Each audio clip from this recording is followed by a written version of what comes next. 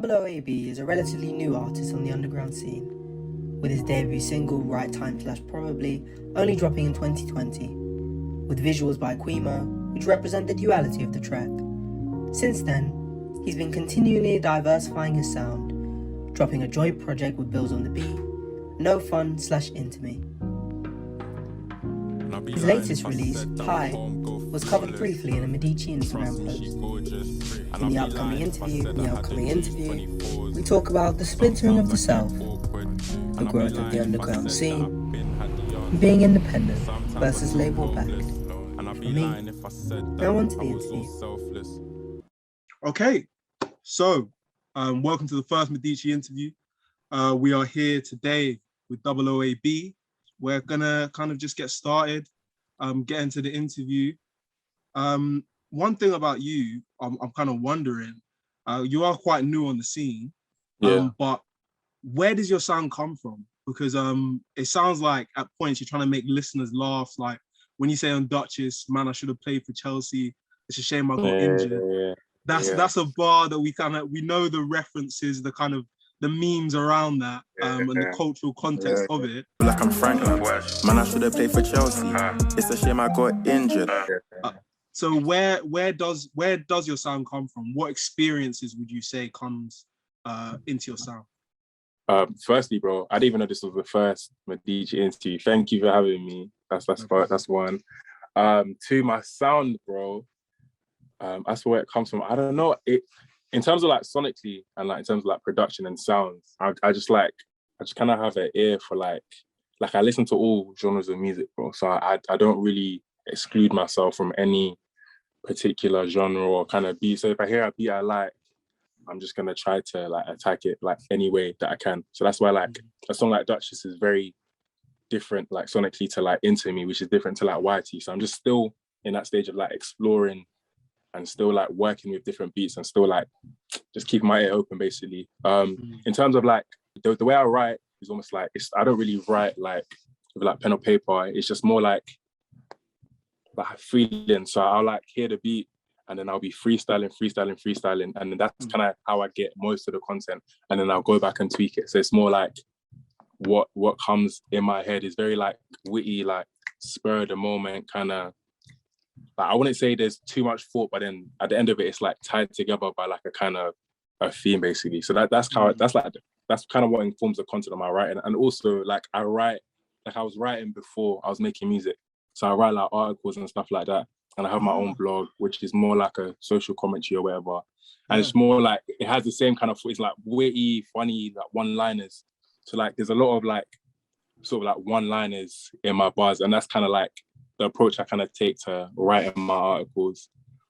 So like the short answer is like freestyle and writing, and the long answer is it goes all the way back to my other forms of writing and my mum and whatnot, and just I've always been like, making jokes and shit like that. So with your blog, what kind of stuff do you write about? Are you writing about current events? Are you writing about what kind of stuff do you write?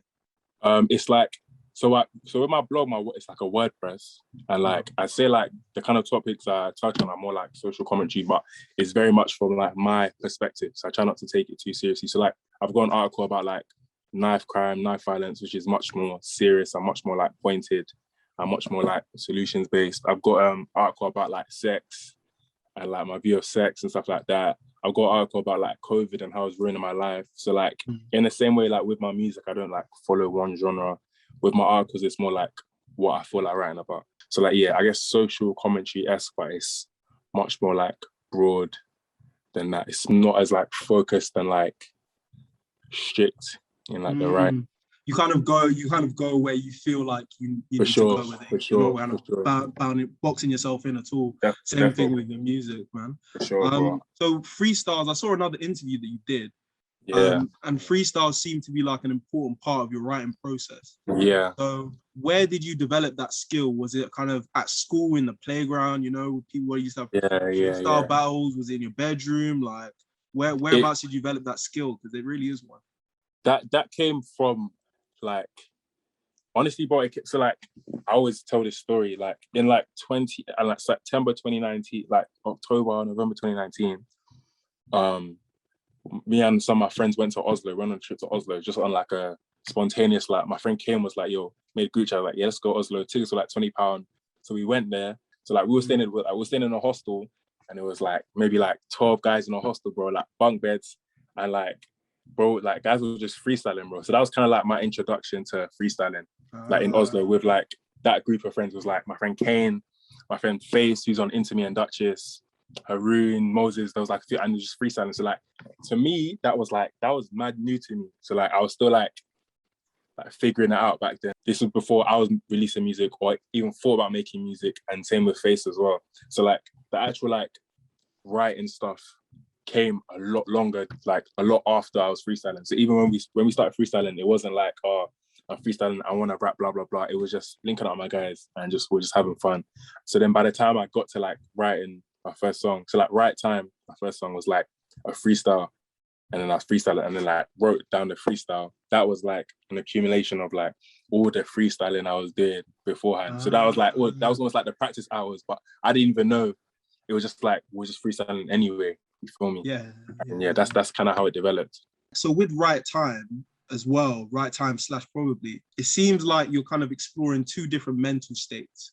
Yeah. You've got this really kind of not laid back, kind of reflective view of your life, kind of thinking about you as a person, your evolution as a person. Yeah. And then as you go into the second half of the song, you kind of get to a point where you even say can't be sad for the whole song, and you just go and you start vibing. So with that song, what were you trying to explore there? What kind of themes were you looking at, like for you as a person? Where did those? I think I was just definitely. Oh, sorry to cut you off, but I think I was just definitely trying to explore like the duality of like within myself and like the conflict that's within myself. So like I have lots of like parts to me, but like certain people will only bring out or bring out or see like one part of me, and it's almost like I can be like a lot of the time I'm like in my head and like very reflective and somber and almost like somber reflective in my head, thinking of deep in things like I'm saying, like awkward, helpless, all of those things.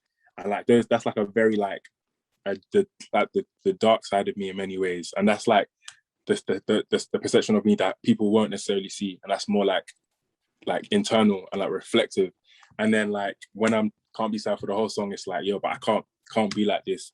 And like it's like I can't be like this all the time. And that's like the more like turned ignorant side of me. Like you've been in the train, it's like, so it's almost like I'm a sad boy. I'm reflective. Have all these doubts, blah blah blah. But I'm also turned up. I'm also talking my shit. I'm also on my bullshit. It's almost like you also want to have fun, like life. Like there's points in life where you're feeling down and like that, but you want to have fun. Literally, by the end of Right Time, it's like I'm not really going back and forth between the sad and turn AB. It's just all me, you feel me? And it's all like one circle, and it's all like when I'm turned, that's like me, and when I'm sad, that's me. It's almost like that's at all points I'm feeling those like different parts of me. So even when I'm turned up and ignorant, the sad point is almost like under, like like like the iceberg is like the tip, and then so all the points that I'm not showing. So Right Time probably was just a nice way of just showing like the balance of me. And I felt like it was a good starting point, because like now as I'm making more music, it's like into me is more probably, but like, so like, into me is more probably, but I'd made songs that are more like Right Time.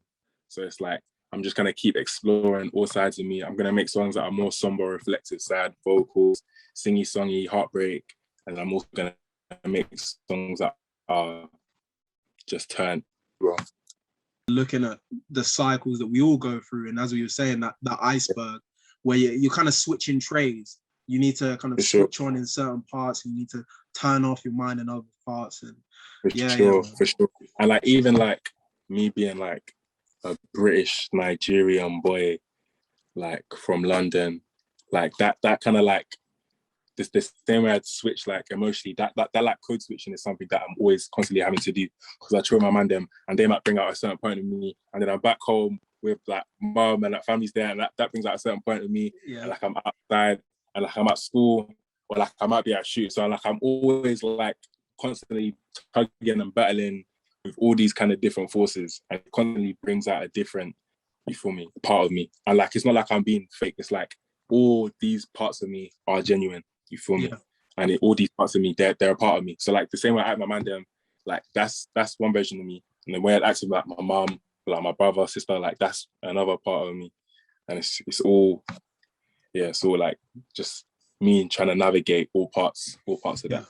Because it's the way you're explaining it is you've got all of these different selves that come together to form a whole. It's not like you're splintering, you're making different personalities. It's just one personality, but you're expressing it just in different ways. For sure, in different ways, bro. And like it hasn't always been like easy doing that. So like there might be parts where like I feel torn between like two sides of me, and there's been parts in the past where like each self or each version of myself hasn't been fully developed. So like I'm facing doubts and stuff, but like as I'm feeling now, like right now I'm feeling much more confident, I'm much more secure, and like I have much more of an understanding of all kind of parts of me, you feel me? But like being the kind of person I am, that I'm interested in many different things, I have many different kind of friends, many different kind of interests, many different things. It's like I want to be this way, but like because this is how I am and this is how I think, it's just taken much longer for me to like fully be secure in all parts of it, you feel me? And like really understand all parts of it. So it's like some parts of myself might be much more developed than other parts of myself. Yeah. And it's just like, it's a balance, finding that balance. Yeah, exactly. Sure. Exactly. So always. Find that balance, 100%. And you were saying how you kind of don't classify your music by the genre that you're in, because you're a genre blending artist. At Medici, we don't classify artists by genre at all. We classify their music by the experiences that they produce. So what experiences would you say you produce for your listeners to absorb? I guess it depends on the song, really, bro, and also like on the listener as well, bro. So like a lot of people that are like listening to my music might not necessarily be like as tapped into like the UK underground scene. So like for a lot of people, my music is like almost like a new experience for them that they wouldn't necessarily tap into unless, so like because it's like they know AB the person, they'll listen to my music, but like the music is like a new experience for them. And yeah, it's very interesting speaking to people, bro, and hearing their perspectives of my music. Like I was with one of my friends, Gio, the other day, and he was saying like my music is like makes for him. He listens to it when he's like trying to chill, and like it's more like of a chill experience for him. But yeah, it really depends on the song, bro. But I do think that the music that I'm releasing from henceforth is taken much more, a bit more of a like maybe like a mature turn. So like High is very much chill stoner music. Like it's like stoner chill music. And then Comeback, which is like the next single I'm gonna release, is more of like a it's in that genre or like realm of like High.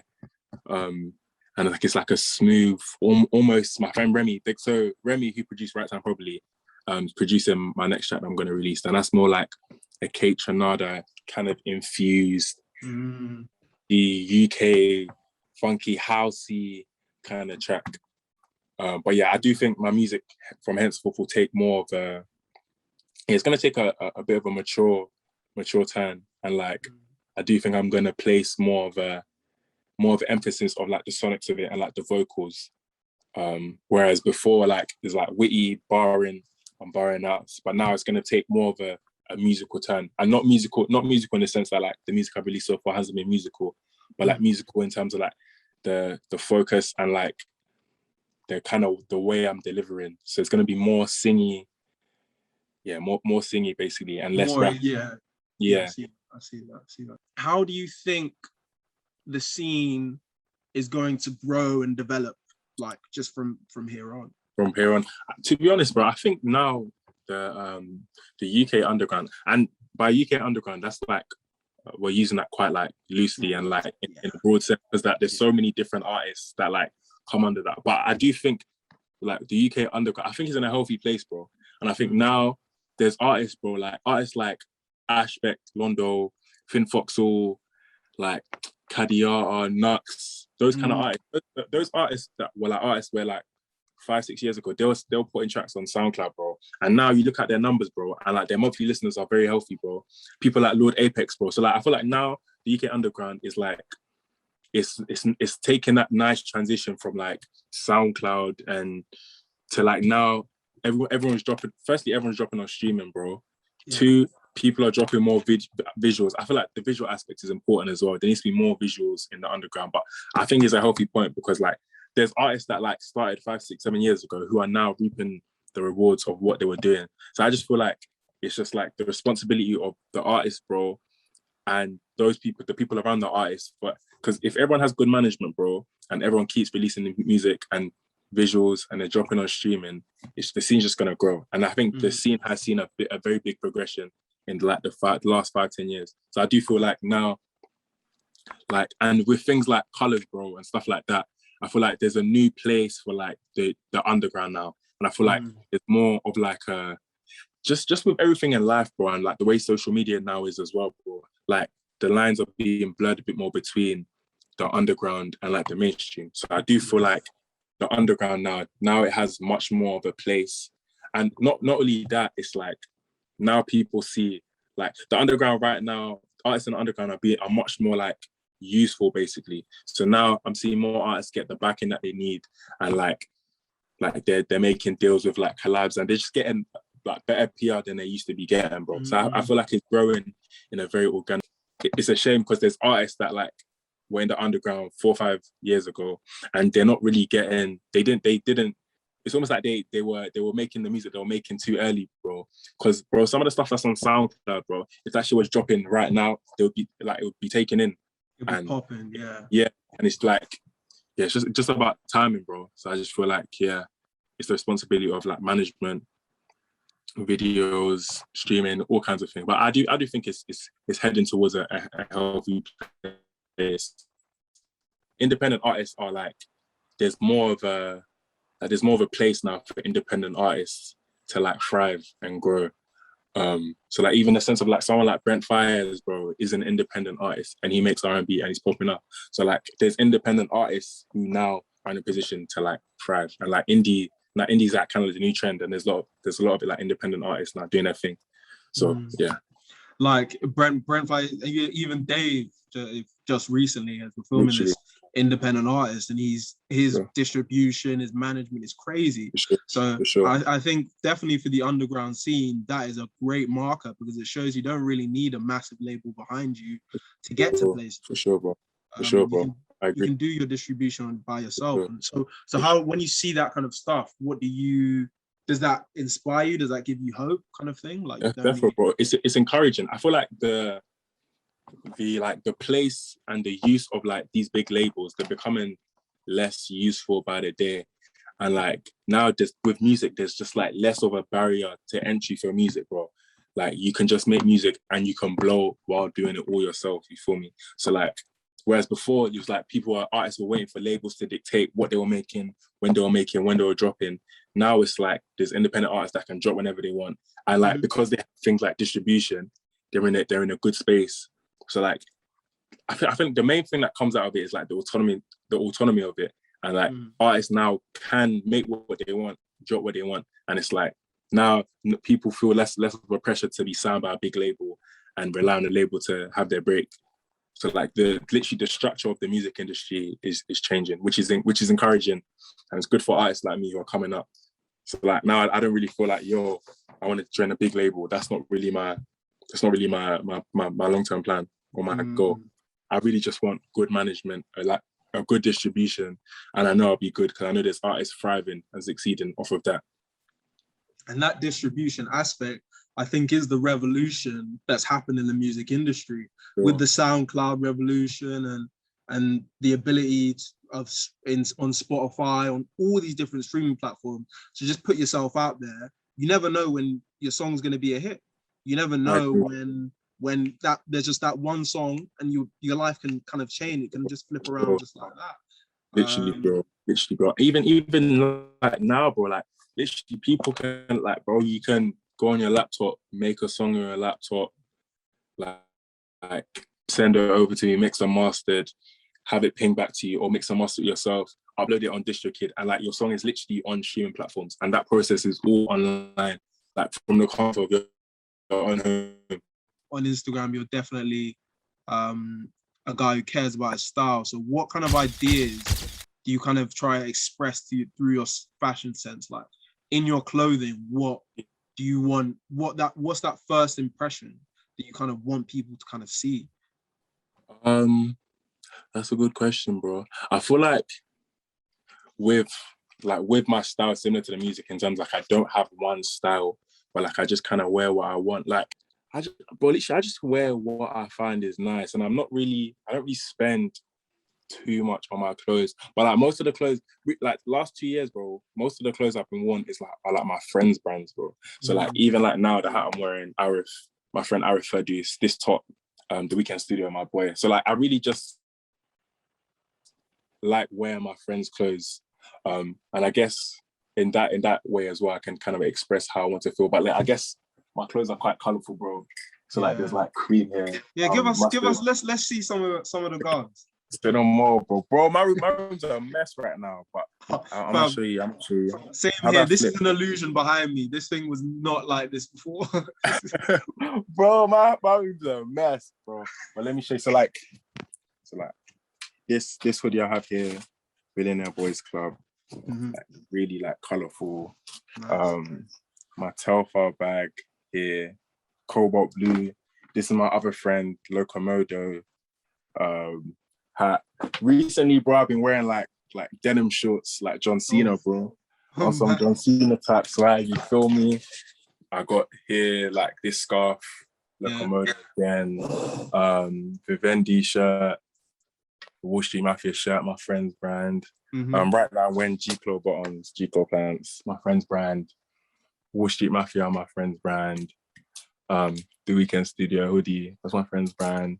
Jahuko, this is my friend's brand, Weekend Studio. So like, wow, you're really supporting the family, man. Really literally, bro.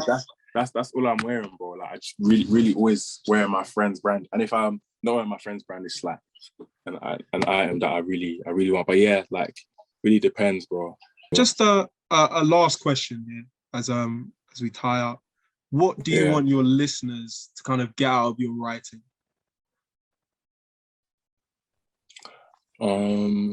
That's a good question. What I want my listeners to get out of my writing?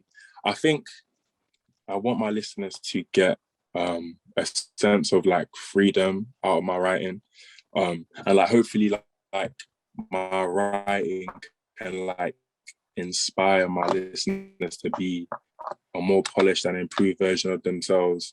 So like hopefully, and like when they listen to my music, they might even like pick up some of my lingo or like think about something in a different way. But really just to listen to it, take it in, enjoy it, and just like I hope to have them think about things in a different way, or like pick up something new, or pick up like a new lingo, or just like see like a new kind of perspective. Because I guess with all my songs, it's all like each time I'm showing them like a different version of me or a different part of me.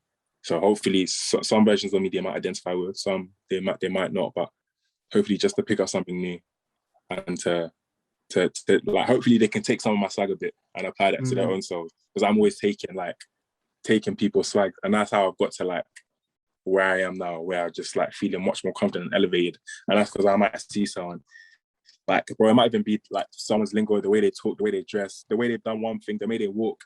I'm like, yeah, I like that, and I might slowly implement that into me. So hopefully I can be a stepping stone for someone to like really know themselves even more than they already do. So kind of that self-awareness wave kind of thing you wanna push. Self-awareness, self-improvement. And I always enjoy when like people who I know don't really listen to my kind of music, the kind of music I like, when they enjoy my music or when they have something good to say about it. Because it's almost like, yeah, like you've something that you don't really take in on day to day. You've taken it in today, and that always flatters me.